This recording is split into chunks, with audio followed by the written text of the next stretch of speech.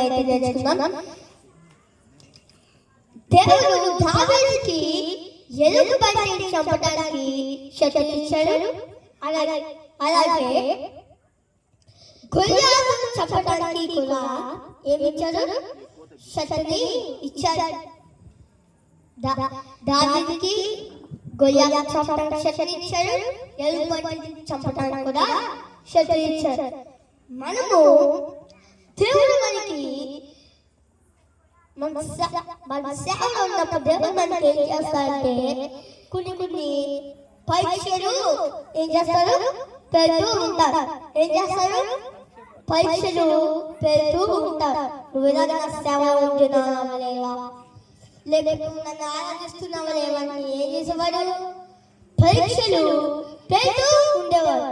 పెడుతూ ఉన్నప్పుడు మనం ఏం చేయాలంటే ప్రార్థనతో ఏం చేయాలి? ప్రార్థన చేసి ఆయన ఆరాధిస్తూ ఆయన కనపరుస్తూ ప్రతి ఒక్కరైతే ఉండాలి. మనకి ఎంత కష్టపడినా ఆరాధించాలి. ఇప్పుడు మన సెల్ ఫోన్ ఉంది, ఐఫోన్ ఉంది, సెల్ ఫోన్ ఉంది. దాంట్లో నెట్ ఉంటేనే ఫోన్ వస్తుంది కదా, నెట్ ఉంటేనే వస్తుంది, ఫోన్ వస్తుంది. ఛార్జింగ్ ఉంటేనే ఫోన్ వస్తుంది, సిగ్నల్ ఉంటేనే ఫోన్ వస్తుంది. కానీ బైబిల్ మాత్రం మనకి జీవితాంతం ఎప్పుడు కావాలంటే చదవచ్చు, ఎప్పుడు కావాలంటే తీసి ఖాళీలో ఎప్పుడు కావాలంటే తీసి చదువుకోవచ్చు. కానీ ఫోన్ కింద పడిపోతుంది, అది మనకి మళ్ళీ కొట్టడానికి చాలా డబ్బులు ఖర్చు అవుతాయి. బైబిల్ ఎంత శాస్త్రమైందంటే బైబిల్ మనకి మార్గం చూపిస్తుంది. నువ్వు ఇలా చెడుమార్గంలో ఇలాగ దేవుడి మార్గం లేదు అని ఏం చేస్తుంది? బైబిల్ మార్గం చూపిస్తూ ఉంటుంది. మనకి ఎంతో కష్టం వస్తుంది. దేవుడు మనకి పెట్టిన పరీక్ష, నీకు శోధన వచ్చాడు అప్రార్థన చేసుకో. దేవుడు నాకు సేవలో ఉన్నానా లేదని పరీక్ష పెడుతూ ఉంటున్నాడని నువ్వు ముందు అర్థం చేసుకోవాలి. ఏంటి? దేవుడు నీకు పరీక్ష అయితే పెడుతూ ఉన్నా. మనకి కష్టం వచ్చినా, ఇబ్బంది వచ్చినా, శోధన వచ్చినా ఆయన ఆనందిస్తూ అని ఉంటే మనం ఖచ్చితంగా ముందుకు వెళ్తూ ఉంటాం. శాపంలాగా సువార్త ప్రకటిస్తే ఎవరు మానేస్తారు? లేదంటే బైబిల్ లాగా ముందుకు వెళ్తాం ఎవరు చేస్తారు? లేదంటే బైబిల్ లాగా ముందుకు వెళ్తాం మీరేం చేస్తారు? శాపంలో ఆగిపోతారా? లేదంటే బైబిల్ లాగా ముందుకు వెళ్తూ ఉంటారా? ఏం చేస్తారు చెప్పండి. బైబిల్ లాగా అందరూ కూడా ముందుకు వెళ్ళాలి. మనం ఏదైనా దేవుడు మనకి శోధన పెట్టాలంటే అది పరీక్ష. నువ్వు సేవ ఉన్నావు లేదా, నువ్వు నా బాగా ఉన్నావు లేదని దేవుడు నీకు పరీక్షలు పెడుతూ ఉంటాడు. మోషే గారు బండ నుంచి దేవుడు నీళ్ళు తెప్పించాడు. ప్రేమగా వెళ్ళి బండ దగ్గరికి వెళ్ళి పెద్ద బండ దగ్గరికి వెళ్ళి నీళ్ళు అంటే ఏమేమి వస్తాయా? మన వల్ల సాధ్యము కాదు, కానీ దేవుడి వల్ల అన్ని కూడా సమస్తము సాధ్యమే. దేవునికి సమస్తము సాధ్యమే. నీకు బైబిల్లో మాట్లాడతాడు, బాధపోయిన సమస్త జనారా నా యొద్దకు రండి, నేను మీకు విశ్రాంతి కలుగు చేసేదని దేవుడు మనకి లేకుండా చెప్తూ ఉన్నాడు. నా విశ్రాంతి మనకి కష్టాలు వచ్చినా, మనకి ఏమైనా ఇబ్బంది వచ్చినా దేవాలయ ప్రాణం గురించి అనుకుంటున్నాను, దేవాలయానికి చాలా దేవుడు ఇచ్చే ఉన్నాను. ఆయన దేవుడి సరిలో ఒకసారి బాబు నుంచి వస్తే ఖచ్చితంగా దేవుడు మన జీవితంలో ఏం చేస్తారు? కార్యాలు ఖచ్చితంగా చేస్తారు. దేవాలయానికి ఇబ్బంది ఉంది, దేవాలయానికి శోధన ఉంది, అలాగే దేవుడి సరిలో సాధిస్తే ఖచ్చితంగా దేవుడు మనకి కార్యాలు జరిగిస్తాడు. బాధపోయిన సమస్త జనారా నా యొద్దకు రండి, నేను మీకు విశ్రాంతి కలుగు చేసేదని లేకపోతే చెప్తూ ఉంది. ఆయన నేను గొప్ప మాట చెప్తాను. ఆయన ఆనందిస్తూ ఆయన కనిపిస్తూ ఎంతమంది ఉంటారు? హల్లెలూయా. అందరూ చేతులు ఆయన ఆనందిస్తూ ఏమంటారు? ఓకే, మేము మాకు శోభ వస్తే మేము సేవ పని ఆపేస్తాము.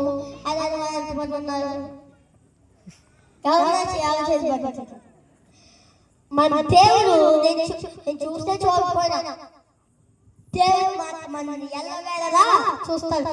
నువ్వు ఇచ్చేస్తావు, నువ్వు వచ్చేస్తావు అని ఖచ్చితంగా దేవుడు చూస్తాడు. కొంతమంది పేరెంట్స్ బయటకు వెళ్ళారు, ఇంట్లో ఒకరే పిల్లలు ఉన్నారు. అప్పుడు ఆడుకుంటూ ఉంటుంటే ఒకరోజు ఏంటంటే తనకి ఎవరు చూడలేదు కదా, మనము రాగా బయటికి వెళ్ళిపోదాం, మమ్మీ డాడీ ఇంటికి లేరు, చెల్లికలు పడుతుంది, మన జాయిగా బయటికి వెళ్ళిపోదాం. ఏమన్నారు? మేము జాయిగా బయటికి వెళ్ళిపోదాం అని అన్నారు. ఆ పిల్లలు ఏమనుకున్నారు? ఎవరు చూడలేదు, ఇదే మంచి చెప్పండి, బయటికి వెళ్ళొద్దు, బయటికి వెళ్ళి నీకు దొంగలు ఉంటారు, వాళ్ళని కిడ్నాప్ చేస్తాను ముందే చెప్పారు. కానీ మాట వినకుండా ఏం చేశారు? ముందుకి వెళ్ళిపోతప్పుడు ఎవరు చూడలేదు, అలా ఆడుతూ ఎక్కడికో దూరం వెళ్ళింది. అప్పుడు దానికి భయం వేసింది. అయ్యో నేను మా మమ్మీ డాడీ చెప్పి మాట వింటే ఇది వచ్చేదే కాదు. ఏమన్నారు? అయ్యో నేను మా మమ్మీ డాడీ మాట వింటే నాకు ఈ పరిస్థితి వచ్చేదే కాదు, నేను తప్పిపోయిన వాళ్ళే కాదు. ఆ ఊరికి వాళ్ళు కొత్తగా వచ్చారు, తనకి ఏం తెలియదు, ఈ ఊరి గురించి తెలియదు, ఏం తెలియదు. అప్పుడు ఒకరోజు ఏంటంటే రోజు అక్కడే ఉన్నారు, చెట్టు కాస్త పండుగ తింటూ ఉండేవారు. ఒకరోజు వాళ్ళ పేరెంట్స్ వచ్చి కంప్లీట్ ఇచ్చారు ఒకసారి పోలీసు. ఆ పోలీసు వెళ్ళడం స్టార్ట్ చేస్తే కొంతమంది తన కాళ్ళ గుర్తులు అయితే కనిపించాయి. తన కాళ్ళ గుర్తులు కనిపిస్తే అప్పుడు తను మోహన్ ప్రార్థన చేసుకున్నాడు. ఏమైందంటే, దేవా నేను మా మమ్మీ డాడీ చెప్పిన మాట అంటే నాకు ఇలాంటి పరిస్థితి వచ్చేదే కాదు. ఎవరు చూసినా దేవుడు మన ఎల్లవేళలా గమనిస్తూనే ఉంటాడు. పొద్దున్న సాయంత్రం ఎల్లవేళలా నువ్వేం చేస్తున్నావు, నువ్వు ఇచ్చేస్తావని గమనిస్తూనే ఉంటాడు.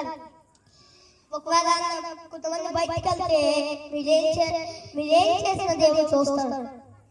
ఎవరు చూడలేదే ఇంటికలా లేదని నువ్వు అలాగా పరిగెట్టుకుని బయటకు వెళ్ళిపోతా, అప్పుడు దేవుడు చూస్తాడు.